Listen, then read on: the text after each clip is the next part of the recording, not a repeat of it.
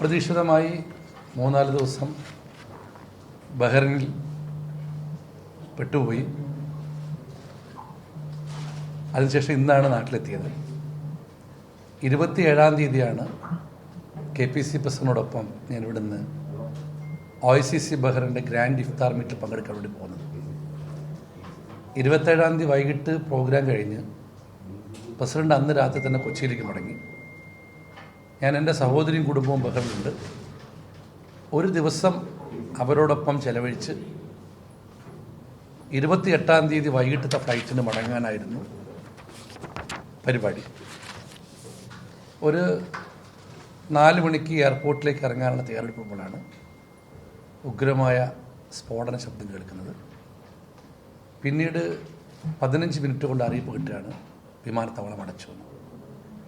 ബഹ്റിനിൽ നിന്നുള്ള എല്ലാ സർവീസുകളും റദ്ദ് അറിയിപ്പ് കിട്ടി. അന്ന് രാത്രി വരെയായിരുന്നു വിമാനത്താവളം അടച്ചെന്ന ആദ്യത്തെ അറിയിപ്പ്. പിന്നീടുള്ള ഓരോ നിമിഷവും അല്പം ആശങ്കയും പരിഭ്രാന്തി നിറഞ്ഞായിരുന്നു. കാരണം അവിടെ ഡേ ടു ഡേ അഫയേഴ്സ് ഒന്നും പ്രശ്നമില്ല. നിത്യനിദാന ജീവിതങ്ങൾക്കൊരു ഭീഷണിയോ ബുദ്ധിമുട്ടോ പ്രയാസങ്ങളോ ഇല്ല. ഇടയ്ക്കിടയ്ക്ക് അലേർട്ട് മെസ്സേജ് വരികയാണ്.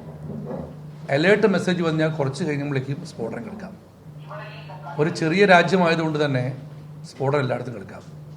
അമേരിക്കൻ വിമാനത്താവളമുള്ളത് ഞങ്ങൾ താമസിച്ച സീഫ് എന്ന് പറയുന്ന സ്ഥലത്തിൻ്റെ തൊട്ടപ്പുറത്താണ്,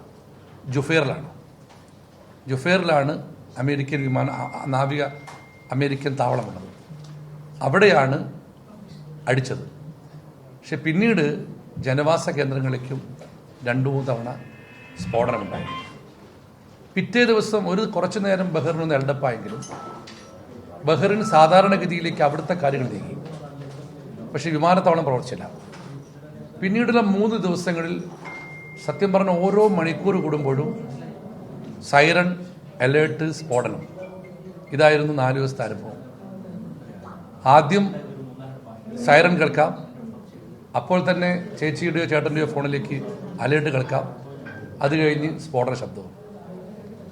പിന്നീടാണ് വിമാനത്താവളം തുറക്കാനുള്ള വഴി നോക്കിയപ്പോൾ ഒരു കാരണവശാലും വിമാനത്താവളം തുറക്കാൻ സാധിക്കില്ലെന്ന് മനസ്സിലായി. ഞാനാണെങ്കിൽ 1.5 ദിവസം പിടിക്ക് പോയതാണ്. അപ്പോഴാണ് റിയാദിൽ നിന്ന് മാത്രം ഫ്ലൈറ്റ് ഓപ്പറേറ്റ് ചെയ്യുന്നുണ്ട്. ബഹ്റിൻ അറിയാമല്ലോ, ഒരു ഉപദ്വീപാണെന്താ. അവിടത്തേക്ക് സൗദിയിലേക്ക് മാത്രമേ എൻട്രി ഉള്ളൂ. മസ്കറ്റിൽ നിന്നും റിയാദിൽ നിന്നും മാത്രമാണ് ഫ്ലൈറ്റ് ഓപ്പറേറ്റ് ചെയ്യുന്നുള്ളൂ. അപ്പം സൗദി വിസ കിട്ടണം. 4-ാം ദിവസം സൗദി വിസ അപ്ലൈ ചെയ്തു. ട്രാൻസിറ്റ് വിസ കിട്ടി. സാധാരണഗതിയിൽ ട്രാൻസിറ്റ് വിസ ബൈ എയറേ പെർമിറ്റ് ചെയ്യാറുള്ളൂ. ഇത് ബഹ്റിൻ സൗദി ബ്രിഡ്ജ് വഴി, റോഡ് വഴി ഈ ഒരു സാഹചര്യത്തിൽ അവർ അനുവദിച്ചു. ഒരുപാട് റിക്വസ്റ്റ് ചെയ്തിട്ടൊക്കെയാണ് അനുവദിച്ചത്. അതുകൊണ്ട് മെനഞ്ഞാന്ന് രാത്രി ദമാമിലെത്തി.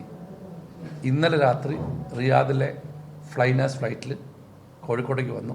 ഇന്ന് രാവിലെ കോഴിക്കോട്ടേക്ക് എത്തി. ഉദ്വേഗം നിറഞ്ഞ കുറേ ദിവസങ്ങളാണ് കടന്നുപോയത്. ഒരു വേളയിൽ, കാരണം നമ്മൾക്ക് ഇൻഡെഫിനിറ്റായിട്ട് വിമാനത്താവളമൊക്കെ അടച്ചിട്ട മുൻകാല അനുഭവങ്ങൾ ഉണ്ടായ സ്ഥിതിക്ക് പെട്ടെന്ന് നാട്ടിലെത്താൻ സാധിക്കുമെന്നൊരു ആശങ്ക മനസ്സിലുണ്ടായിരുന്നു. ആ സമയത്ത് നിങ്ങൾ പല മാധ്യമ സുഹൃത്തുക്കളെയും വിളിച്ച് ഈ വിവരം പുറത്തെത്തിക്കാൻ സഹായിച്ചിട്ടുണ്ട്. ക്ഷേമം അന്വേഷിച്ചവർക്കും ഇതുമായി ബന്ധപ്പെട്ട് വാർത്ത കൊടുത്ത് സഹായിച്ചവർക്കും അധികൃത ശ്രദ്ധയിൽപ്പെടുത്തിയതിനൊക്കെ തന്നെ ഒരുപാട് നന്ദിയുണ്ട്. പക്ഷേ ഈ സമയത്ത് കേരളത്തിൽ നിന്നുള്ള എല്ലാ നേതാക്കളും വിളിച്ചിരുന്നു. AICC ജനറൽ സെക്രട്ടറി KC വേണുഗോപാലും പ്രതിപക്ഷ നേതാവും KPC അറിയാം, രമേശ് ചെന്നിത്തല കുടിച്ചിരുന്നു. ഇവിടെ നിന്നുള്ള എല്ലാ ആളുകളെയും ഇവിടെ ഉണ്ടായിരുന്നു.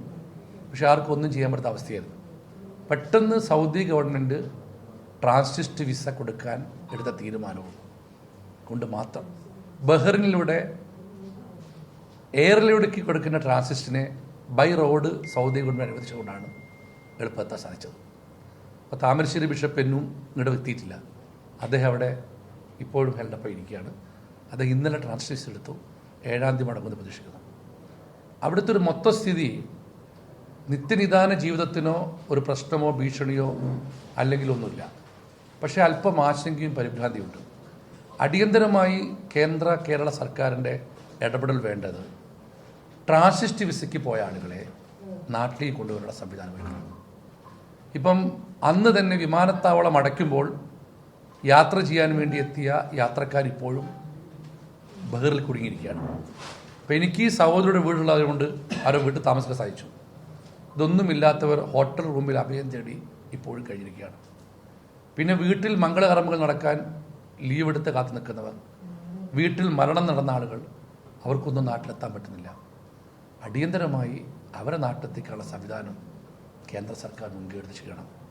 ഇതാണ് അവിടുത്തെ ഒരു ദൃക്സാക്ഷി എന്ന നിലക്കും അവിടുത്തെ അനുഭവം എന്ന നിലക്കും എനിക്ക് മാധ്യമങ്ങളോട് പറയാനുള്ളത്.